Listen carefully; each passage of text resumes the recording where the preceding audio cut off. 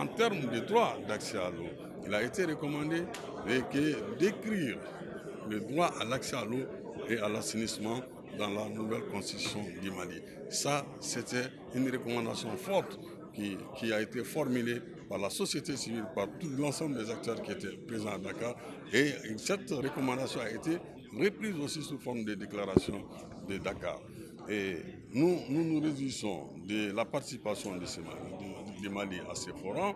Et le Mali a été honoré. Le Mali a été honoré, le Mali a pu réunir l'ensemble des acteurs et pour aller défendre l'image du Mali et porter haut le drapeau du Mali. On ne s'attendait pas du tout au Mali. Et c'est là que ça a été une réussite au Mali. Et ça a été dit par d'autres pays, pas par les Maliens seulement, pas par d'autres pays. Certains disent, écoutez, à travers le Mali, c'est l'Afrique qui a été honorée. À travers le Mali, c'est les organismes du bassin. L'ABN, il fait 9 États. Après, à travers le Mali, c'est les 9 États de l'ABN qui ont été honorés. La même chose, le prix Hassandé, qui a été dédié à l'OMS, il a été clairement dit, ce prix, on le doit aussi au Mali.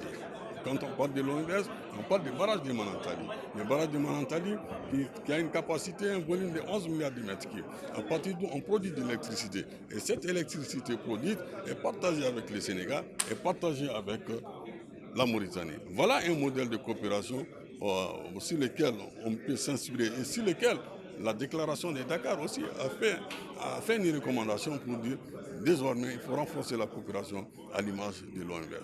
Voilà le succès du Mali à la participation du Forum mondial de l'eau. Par rapport à cette participation du Mali qui a été une participation de qualité, où tous les pays du monde se rencontrent, dont le Mali a pu vraiment remplir la place qui lui était destinée, par rapport non seulement à la forte délégation, mais aussi par rapport à la qualité des thématiques que le Mali a eu à développer là-bas.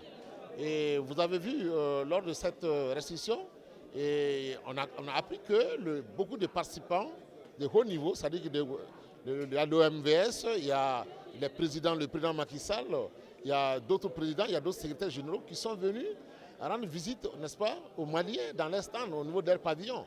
Donc, en plus de cela, ce que j'ai apprécié également, c'est que cette participation a permis au Mali, en tout cas, d'avoir des engagements de la part de la Banque mondiale et de certains des partenaires techniques et financiers par rapport, n'est-ce pas, à la sécurité de l'eau. Et ça, c'est une très bonne chose. Et ceci dit également, quand vous regardez la délégation malienne avec les différentes thématiques, les questions d'irrigation, les questions d'eau potable pour les populations, les questions d'assainissement, toutes ces questions ont été débattues là-bas. Et moi, je pense que le Mali ne peut que se réjouir de cette participation qui est de qualité et de laquelle participation également on doit tirer les leçons pour pouvoir préparer les futures préparations, n'est-ce pas, pour les futures participations. Pour rappel, notre ambition est d'atteindre la couverture de 100% à l'horizon 2030 conformément aux objectifs de développement durable. Le Mali, qui a fait du forum un enjeu majeur, fut l'un des rares pays africains ayant aménagé et animé un stand de 50 mètres carrés. Ce pavillon a été l'un des plus animés et visités par une moyenne de 200 visiteurs par jour. L'honneur a été fait au Mali de recevoir à son pavillon M.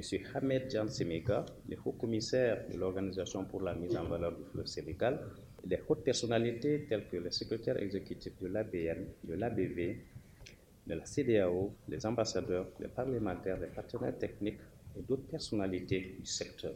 La journée du Mali fut un véritable succès. Elle a été marquée par les expositions, le panel de haut niveau des sessions thématiques et une table ronde pour le financement du projet Kabbalah. La présente rencontre a pour objet de contribuer à l'appropriation et au suivi des recommandations et des déclarations issues du Forum Dakar 2022. Il s'agit spécifiquement de partager les recommandations de la déclaration de Dakar, de partager les bonnes pratiques apprises par la délégation, d'attirer l'attention des acteurs sur la nécessité de la mise en œuvre des recommandations et déclarations issues du dit forum.